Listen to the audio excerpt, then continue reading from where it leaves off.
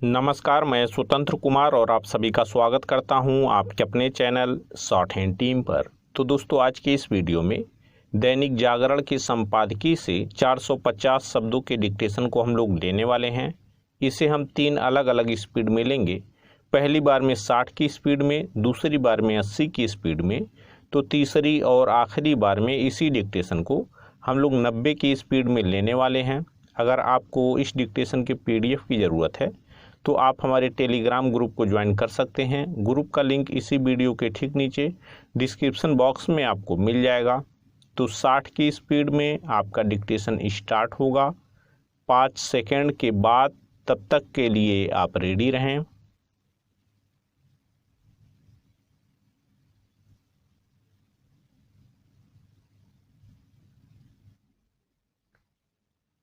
Start. Hyderabad में आयोजित Bharatiya Janata party की राष्ट्रीय कार्यकारिणी की बैठक में प्रधानमंत्री नरेंद्र मोदी और गृह मंत्री अमित शाह ने परिवारवादी दलों पर जिस तरह निशाना साधा, उससे यह नए सिरे से स्पष्ट हो रहा है कि भाजपा ऐसे दलों के खिलाफ अपना अभियान और तेज करने वाली है। प्रधानमंत्री एक अरसे से परिवारवाद की राजनीति को लोकतंत्र के लिए बड़ा खतरा बता रहे हैं। यह सही भी है, क्योंकि परिवारवाद की राजनीति एक तरह की सामंतशाही है और लोकतंत्र में सामंतवादी मानसिकता के लिए कोई स्थान नहीं हो सकता। विडंबना यह है कि अपने देश में परिवारवाद की राजनीति बिना किसी रोक टोक के बढ़ती जा रही है और अब तो वह न केवल बेलगाम हो रही है, बल्कि उसके पक्ष में तरह तरह की दलीलें भी दी जाने लगी हैं। परिवारवाद की राजनीति की शुरुआत कांग्रेस ने की थी और एक तरह से प्रथम प्रधानमंत्री जवाहरलाल नेहरू ने इसकी आधारशिला रखी थी। इसके बाद कांग्रेस परिवारवाद की राजनीति का पर्याय और प्रतीक बनकर रह गई। आज उसकी दुर्दशा का एक बड़ा कारण परिवारवाद की राजनीति ही है। पैरा। एक समय था जब अन्य राजनीतिक दल कांग्रेस का विरोध इस आधार पर करते थे कि वह वंशवाद की राजनीति को पोषित कर रही है, लेकिन वक्त के साथ ऐसे दलों ने भी इसी राजनीति को अपना लिया। आज स्थिति यह है कि एक दो दलों को छोड़कर सभी दल वंशवाद को पोषित करने में लगे हुए हैं।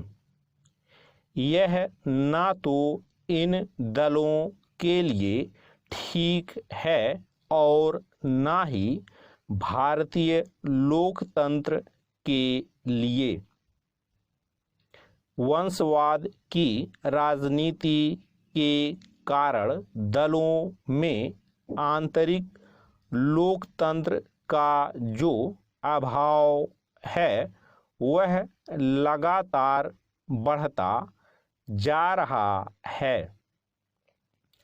अब तो कुछ दल ऐसे भी हैं जिनमें पार्टी प्रमुख के परिवार का प्रत्येक बालिग सदस्य राजनीति में सक्रिय है। ऐसे दलों में यह पहले से तय होता है कि उनकी कमान पार्टी प्रमुख के परिवार का सदस्य ही संभालेगा। कुछ दलों में तो तीसरी पीढ़ी उनका नेतृत्व संभालने के लिए तैयार होती दिख रही है। आखिर ऐसे दल लोकतांत्रिक मूल्यों और मर्यादाओं की बात कैसे कर सकते हैं? वैसे भाजपा भी परिवारवाद की राजनीति से अछूती नहीं है। भाजपा के ऐसे अनेक नेता हैं जिनके बेटे बेटियां राजनीति में सक्रिय हैं, लेकिन अब इसके संकेत भी दिख रहे हैं कि प्रधानमंत्री मोदी इस सिलसिले को थामने के लिए सक्रिय हैं। परिवारवाद की राजनीति तब और अधिक लोकतंत्र विरोधी हो जाती है जब पार्टी विशेष में सब कुछ उसके प्रमुख ही तय करते हैं। इसमें हर्ज नहीं कि किसी नेता का बेटा अथवा बेटी राजनीति में सक्रिय हो, लेकिन एक तो इसके मानक बनने चाहिए और दूसरे यह बिल्कुल भी नहीं होना चाहिए कि पार्टी की कमान एक परिवार विशेष के सदस्यों के हाथों में रहे। स्टॉप। दोस्तों, इसी डिक्टेशन को दूसरी बार में हम लोग 80 की स्पीड में लेंगे और आपका समय स्टार्ट होगा 5 सेकंड के बाद। तब तक के लिए आप रेडी रहें।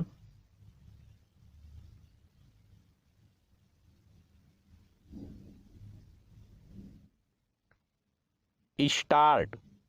हैदराबाद में आयोजित भारतीय जनता पार्टी की राष्ट्रीय कार्यकारिणी की बैठक में प्रधानमंत्री नरेंद्र मोदी और गृह मंत्री अमित शाह ने परिवारवादी दलों पर जिस तरह निशाना साधा, उससे यह नए सिरे से स्पष्ट हो रहा है कि भाजपा ऐसे दलों के खिलाफ अपना अभियान और तेज करने वाली है। प्रधानमंत्री एक अरसे से परिवारवाद की राजनीति को लोकतंत्र के लिए बड़ा खतरा बता रहे हैं। यह सही भी है, क्योंकि परिवारवाद की राजनीति एक तरह की सामंतशाही है और लोकतंत्र में सामंतवादी मानसिकता के लिए कोई स्थान नहीं हो सकता।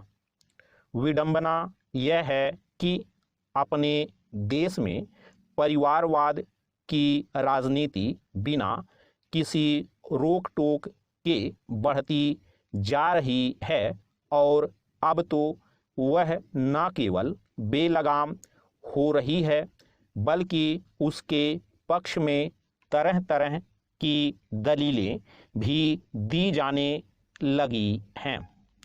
परिवारवाद की राजनीति की शुरुआत कांग्रेस ने की थी और एक तरह से प्रथम प्रधानमंत्री जवाहरलाल नेहरू ने इसकी आधारशिला रखी थी। इसके बाद कांग्रेस परिवारवाद की राजनीति का पर्याय और प्रतीक बनकर रह गई। आज उसकी दुर्दशा का एक बड़ा कारण परिवारवाद की राजनीति ही है। पैरा एक समय था जब अन्य राजनीतिक दल कांग्रेस का विरोध इस आधार पर करते थे कि वह वंशवाद की राजनीति को पोषित कर रही है, लेकिन वक्त के साथ ऐसे दलों ने भी इसी राजनीति को अपना लिया। आज स्थिति यह है कि एक दो दलों को छोड़कर सभी दल वंशवाद को पोषित करने में लगे हुए हैं। यह न तो इन दलों के लिए ठीक है और न ही भारतीय लोकतंत्र के लिए। वंशवाद की राजनीति के कारण दलों में आंतरिक लोकतंत्र का जो अभाव है वह लगातार बढ़ता जा रहा है। अब तो कुछ दल ऐसे भी हैं जिनमें पार्टी प्रमुख के परिवार का प्रत्येक बालिग सदस्य राजनीति में सक्रिय है। ऐसे दलों में यह पहले से तय होता है कि उनकी कमान पार्टी प्रमुख के परिवार का सदस्य ही संभालेगा। कुछ दलों में तो तीसरी पीढ़ी उनका नेतृत्व संभालने के लिए तैयार होती दिख रही है। आखिर ऐसे दल लोकतांत्रिक मूल्यों और मर्यादाओं की बात कैसे कर सकते हैं? वैसे भाजपा भी परिवारवाद की राजनीति से अछूती नहीं है। भाजपा के ऐसे अनेक नेता हैं जिनके बेटे बेटियां राजनीति में सक्रिय हैं, लेकिन अब इसके संकेत भी दिख रहे हैं कि प्रधानमंत्री मोदी इस सिलसिले को थामने के लिए सक्रिय हैं। परिवारवाद की राजनीति तब और अधिक लोकतंत्र विरोधी हो जाती है जब पार्टी विशेष में सब कुछ उसके प्रमुख ही तय करते हैं। इसमें हर्ज नहीं कि किसी नेता का बेटा अथवा बेटी राजनीति में सक्रिय हो, लेकिन एक तो इसके मानक बनने चाहिए और दूसरे यह बिल्कुल भी नहीं होना चाहिए कि पार्टी की कमान एक परिवार विशेष के सदस्यों के हाथों में रहे। स्टॉप। दोस्तों, तीसरी और आखिरी बार में इसी डिक्टेशन को हम लोग 90 की स्पीड में लेंगे। आपका समय स्टार्ट होगा 5 सेकंड के बाद। तब तक के लिए आप रेडी रहें।